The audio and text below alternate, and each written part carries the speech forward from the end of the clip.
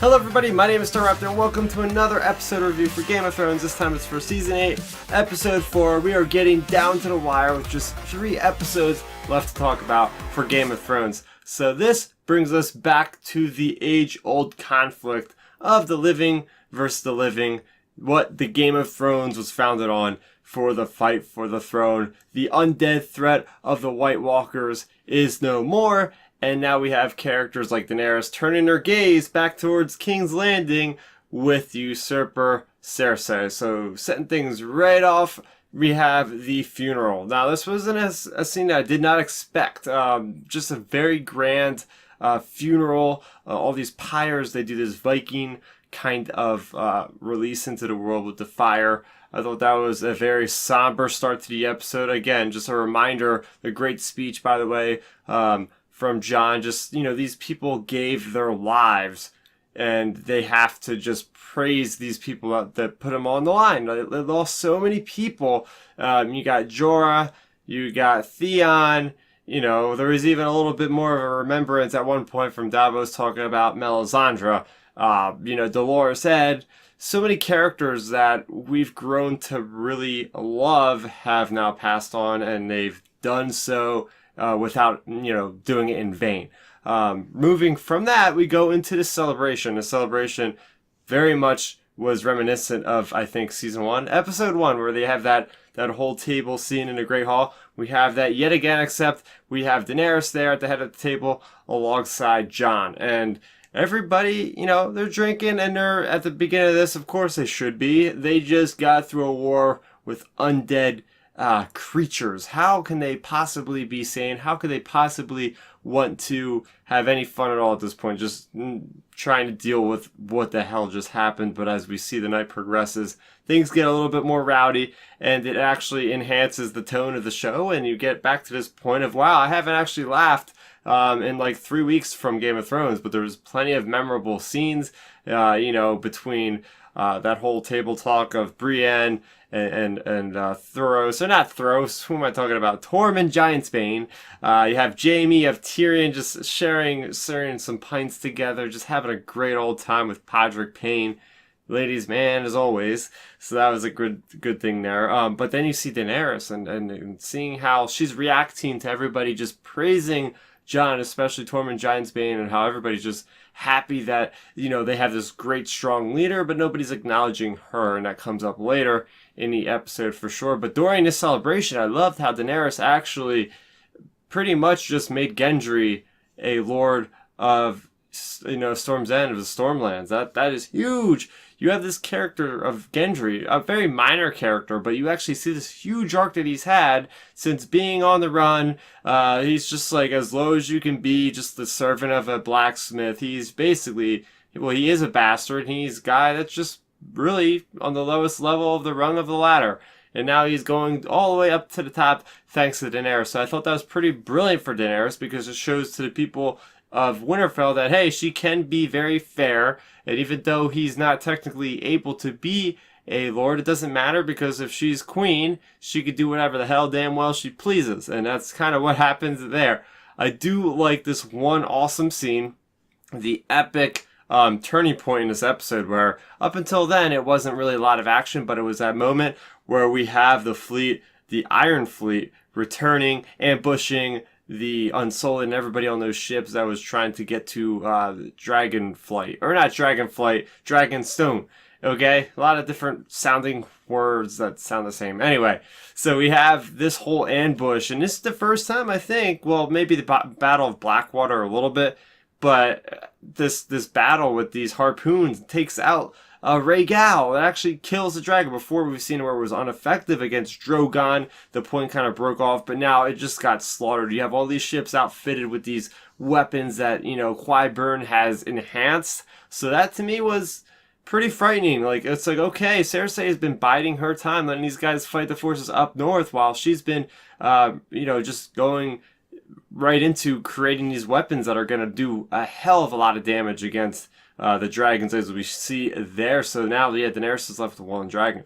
But that sequence to me was really cool, because it was during the day, you see everything perfectly.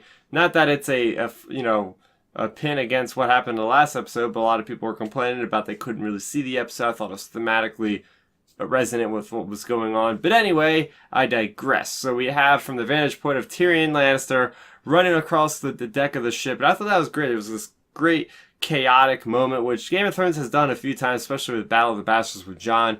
You know, they have those long shots focusing on a certain character, and you could just kind of experience what they are going through in a way with this chaos everywhere, and he jumps off.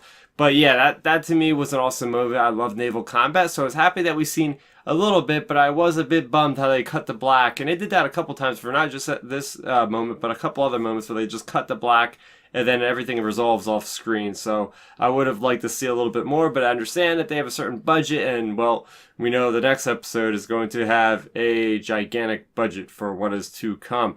But moving away from there, I thought it was cool seeing Bronn again. Bronn with Jaime and Tyrion. Remember, they both have had relations with Bronn, and I love how it goes back to the beginning when, you know, Tyrion basically says, if you're going to kill me, I'll pay whoever, you know, put you on this double. And they offer him High Garden, and, well, that's what he wants. So we're going to see then they get to survive a day longer. Bronn doesn't really care about Cersi a whole lot, so we're going to see what happens there. I do like seeing that Jaime actually had relations with Brienne. I thought that was pretty funny. Everybody I know on the internet probably wanted, you know, Tormund and Brienne, and they kind of poke fun at that in this episode, being self-aware of what the community likes, is because we're constantly seeing Tormund just go at it with Brienne and getting nowhere.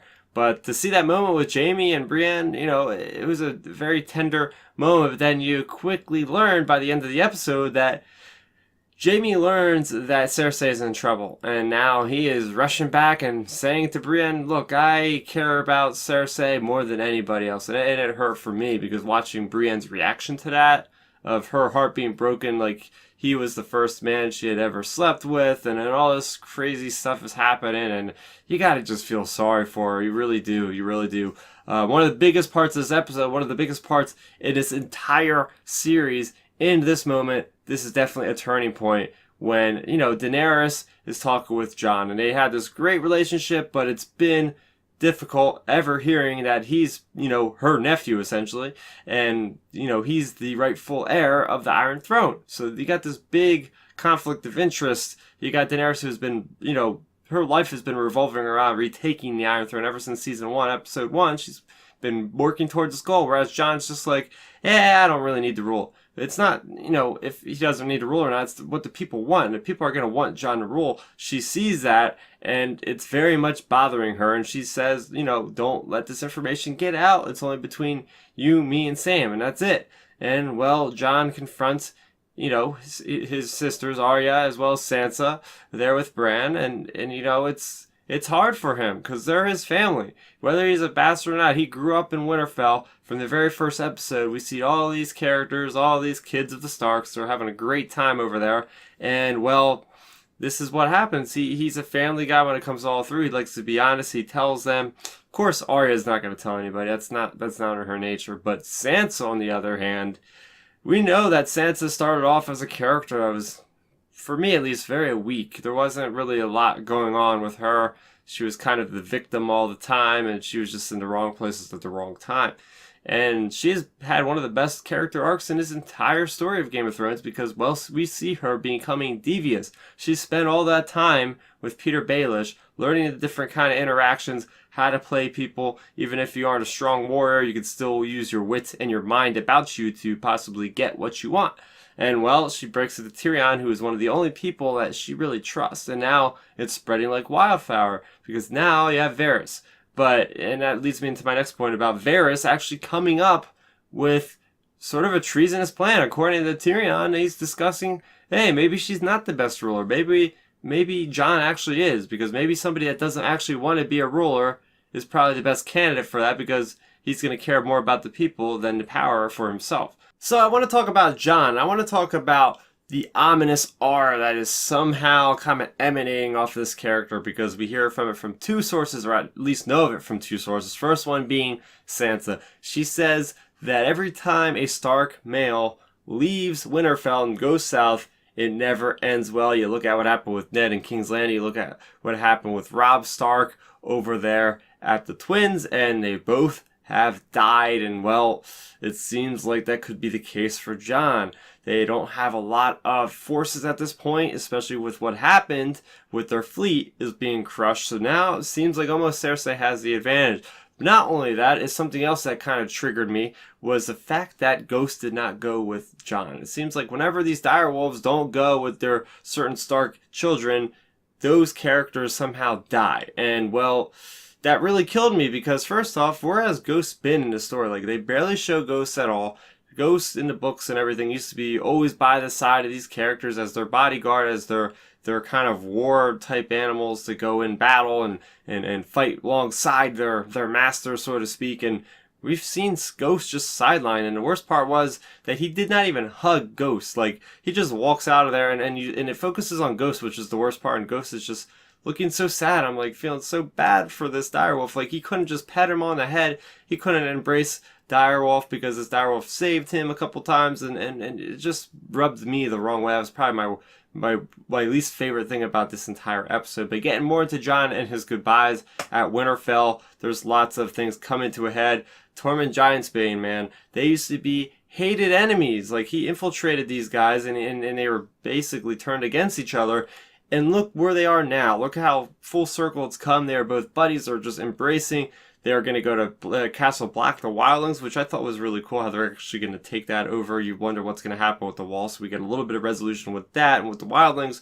But the worst one for me was the interaction between Samwell Tarly and Jon. And they've always had this really strong friendship. And even Samwell says, look, this is the best friend. You're the best friend I've ever had. Like, the brotherhood that is displayed is so genuine, so real, and that just really hit me the hardest way possible as far as like the most emotional, impactful part of this episode was definitely that. I do really enjoyed what happened with Tyrion at the end of this episode. The guy is so brave. Even he's so small, but for to relax in size, he has huge in heart and huge in intentions. Going to speak with Cersei with thousands of archers trained on him. Even though he walks closer, they all get knocked. They all knock their arrows about to go with the bows. It's crazy, and the way he's able to spin his dialogue to try to convince Cersei, focusing on her love for her children, which then stems into her unborn child. And look, do you really want to do this? Do you really want to just not only die, but actually kill your unborn child in the process? He tries to get to her. It doesn't work, but you just see like the power that comes out of Tyrion with his words, his dialogue, right? That's why he was the hand of the king. That's also why he is the hand of the queen. He has his way with words. His brain is his sharpest tool in the toolbox there. And finally, I want to close out by talking about Daenerys and about how she, I think, is going to go off the deep end. She is going to be the queen, or the mad queen, per se.